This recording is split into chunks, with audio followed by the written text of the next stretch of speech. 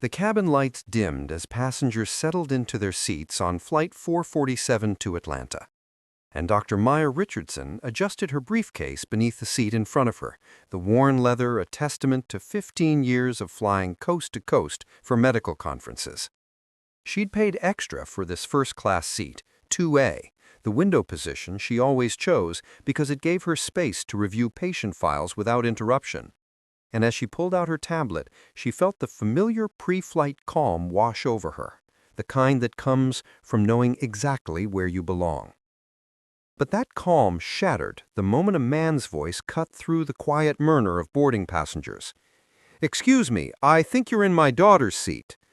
Maya looked up to see a tall man in his 40s, expensive watch glinting under the overhead light, his face already twisted with that particular brand of impatience wealthy people wear like a second skin, and beside him stood a young girl, maybe 8 years old, clutching a stuffed unicorn and looking uncertainly between her father and Maya. Maya smiled gently at the child, then calmly pulled her boarding pass from the seat pocket, holding it up so the seat number was clearly visible. "I'm in 2A, sir. This is my assigned seat." The man barely glanced at the boarding pass, his jaw tightening as he shifted his weight, and Maya recognized that look, had seen it 1,000 times in hospital hallways and conference rooms, the look that said he'd already decided she didn't belong here, regardless of what any piece of paper said. "My daughter needs the window seat," he insisted, his voice rising just enough that nearby passengers began to turn their heads. "She gets anxious during flights. I'm sure you wouldn't mind moving to coach. There are plenty of seats back there." The presumption in his words hung in the air like smoke, and Maya felt her pulse quicken, not with fear, but with the exhausting recognition that this moment, this exact confrontation, was about to unfold exactly the way it always did. She kept her voice steady, professional, the same tone she used when delivering difficult diagnoses. "I paid for this seat, sir. I have work to complete during this flight. I'm sure your daughter will be comfortable in her assigned seat." The man's face flushed red, and he turned to flag down a passing flight attendant, a young woman named Jessica, whose name tag caught the light as she approached, with a practiced smile that didn't quite reach her eyes. "Can you help us here? This woman is in my daughter's seat." Jessica's smile faltered as she looked between them, and Maya watched the calculations happen behind the attendant's eyes, wondering if she'd be asked to move just to keep the peace, just to make things easier, just to avoid the scene that men like this always seemed ready to create. But before Jessica could speak, another voice joined the conversation, this one carrying the weight of authority and something else, something that sounded almost like anger barely held in check. "Is there a problem here?" The speaker was the head flight attendant, Maria Santos, a woman in her 50s with silver threading through her dark hair and 30 years of airline experience etched into the lines around her eyes, and she stepped into the aisle with the kind of presence that made everyone instinctively straighten up. The man immediately turned to her, his voice taking on that reasonable, slightly aggrieved tone that people use when they believe they're clearly in the right. "Yes, there's been some kind of mix-up with the seating. My daughter needs this window seat, and I'd like this passenger moved to accommodate us." Maria's eyes moved slowly from the man to Maya, then down to the boarding pass still visible in Maya's hand, and something shifted in her expression, a hardening that suggested she'd heard every possible variation of this story and had long ago run out of patience for it. "Sir, let me see your boarding passes, please." The man handed them over with the confidence of someone accustomed to getting his way, and Maria studied them for a long moment before looking back at him with an expression that could cut glass. "Your daughter is assigned to seat 2C, the aisle seat. This passenger," she gestured to Maya with deliberate respect, "is in her correct seat, 2A. There is no mix-up." The man's confidence wavered for just a second before reasserting itself, his voice growing more insistent. "I understand that, but I'm asking you to move her. My daughter specifically needs the window, and I'm sure there are other seats available elsewhere on the plane." The pause that followed felt like the air pressure dropping before turbulence, and Maria's next words came out with the precision of someone who had been waiting her entire career to say exactly this. "Sir, Dr. Richardson has paid for a first-class ticket and is seated correctly. Your daughter has a first-class seat as well, just not a window seat. If you had specific seating requirements, you should have addressed them when you booked your tickets. I will not be asking any passenger to give up their paid seat because you failed to plan accordingly. The emphasis on Dr. Richardson's title wasn't lost on anyone, and Maya saw the man's face cycle through several shades of red as he processed being corrected, being told no, being made aware that his assumptions about who belonged where were not only wrong, but had been witnessed by an entire cabin of passengers now watching the exchange with undisguised interest. "Now wait just a minute," he started, but Maria raised a hand, her voice dropping to a lower register that somehow carried even more authority. "No, sir, you wait. I've been doing this job for 30 years, and I've seen this exact scenario play out more times than I can count.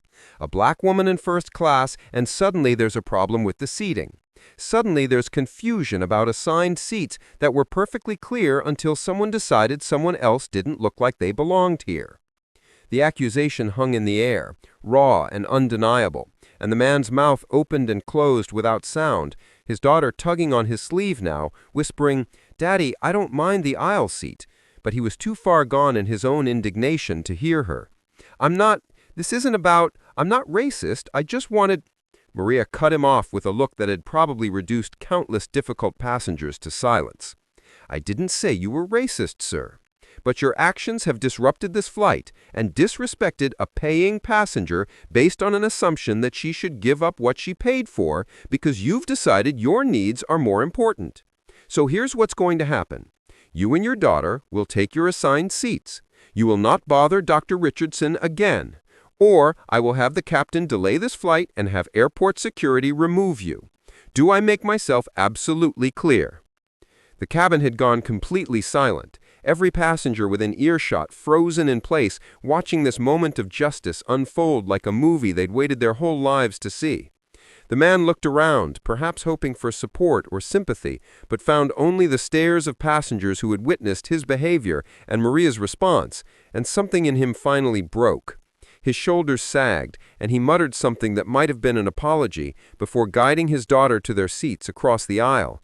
And as they settled in, the little girl looked over at Maya and gave her a small, apologetic smile that suggested she understood more about what had just happened than her father probably ever would. Maria bent down slightly, her voice dropping to a tone only Maya could hear. "I'm sorry you had to deal with that, Dr. Richardson, and I'm sorry it took me even 30 seconds to respond. In an ideal world, passengers like you wouldn't have to defend your right to exist in the seats you've paid for. I hope the rest of your flight is peaceful." Maya felt unexpected tears prick at the corners of her eyes, because it wasn't just the defense that mattered, it was the acknowledgement, the way Maria had named the thing they all knew was happening, but that so often went unspoken, swept under the rug for the sake of not making waves or keeping the peace. "Thank you," she managed, her voice thick with emotion. "You have no idea how much that meant." Maria squeezed her shoulder gently before straightening up, and as she made her way back down the aisle to prepare for takeoff, I heard the whispers starting, passengers murmuring to each other about what they'd just witnessed, and I even caught a few people glancing her way with smiles of solidarity and nods of approval. A businessman across the aisle gave her a subtle thumbs up, and an older woman 2 rows back mouthed, "Good for you," with fierce approval in her eyes.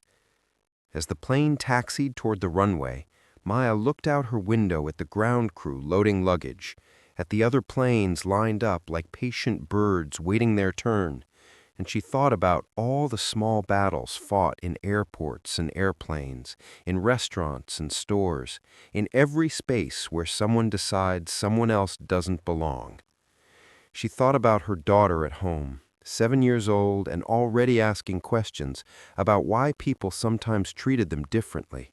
And Maya prized herself she'd tell her this story. Tell her about the flight attendant who refused to let injustice slide, who used her authority to protect instead of appease, who showed that sometimes the system works when people within it decide to do the right thing. The engines roared to life, and as Flight 447 lifted into the sky, Maya opened her tablet and began reviewing the patient file she'd come here to work on, secure in her seat, undisturbed exactly where she belonged, and for the first time in a long time, the sky felt just a little bit more welcoming. Here's what you need to understand about what you just watched and why this moment matters more than you might think.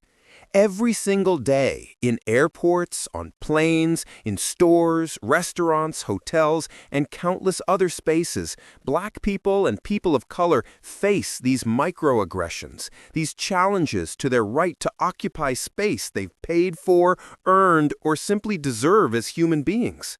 The man in this story probably doesn't think of himself as racist, might even be horrified at the suggestion, because racism in his mind is the overt, violent kind, not the subtle assumption that a Black woman in first class must be in the wrong seat, must have made a mistake, must be willing to move because surely she's more flexible, more accommodating, more movable than he is. But that's exactly what makes these moments so insidious and so damaging, the way they chip away at dignity with a smile, with politeness, with the veneer of reasonable requests that are anything but reasonable. What made this story powerful, what made Maria's response so important, wasn't just that she defended Maya's right to her seat, it was that she named the pattern, acknowledged the reality of what was happening, and refused to participate in the comfortable fiction that this was just a simple seating misunderstanding. She used her authority not to smooth things over or make the problem disappear quietly, but to draw a line and say this isn't acceptable. And that courage, that willingness to make things uncomfortable in service of what's right is something we all need more of in our daily lives. Think about the last time you witnessed something unfair, something that made your stomach twist, maybe a customer being rude to a service worker, or someone making an assumption about another person based on how they looked. And ask yourself honestly whether you spoke up or stayed silent. Most of us stay silent because speaking up is hard, it's awkward, it risks confrontation and discomfort. But silence is what allows these patterns to continue, what tells people like that father that his behavior is acceptable because no one will check it. If this story moved you, if you felt that surge of satisfaction when Maria stood her ground, that's because deep down you know that justice, real justice, doesn't always come from courts or laws. Sometimes it comes from ordinary people in ordinary moments deciding that they've had enough of letting things slide. So here's what I'm asking you to do. Share this story, not just because it's satisfying to watch someone get what they deserve, but because it's a reminder that we all have power in these moments, whether we're the person being discriminated against, the person witnessing it, or the person in a position of authority to stop it. Leave a comment telling us about a time you either experienced something like this or witnessed it, because your stories matter. They create a record of reality that's harder to dismiss or deny. Subscribe if you believe these conversations are important, if you want to see more stories that challenge the comfortable narratives and show the real experiences of people navigating a world that doesn't always make space for them. And most importantly, the next time you see something wrong, something unjust, something that makes you uncomfortable because you know it's not right, be Maria. Be the person who speaks up, who names what's happening, who refuses to let it pass unchallenged. Change doesn't happen because we wait for perfect moments or perfect conditions. It happens because ordinary people decide that this moment, right here, right now, is when they draw the line. That's what Maria did, and that's what all of us can do every single day in the small spaces and quiet moments that make up our lives. So share this video, tag someone who needs to see it, drop your thoughts in the comments, and let's build a community of people committed to not staying silent anymore.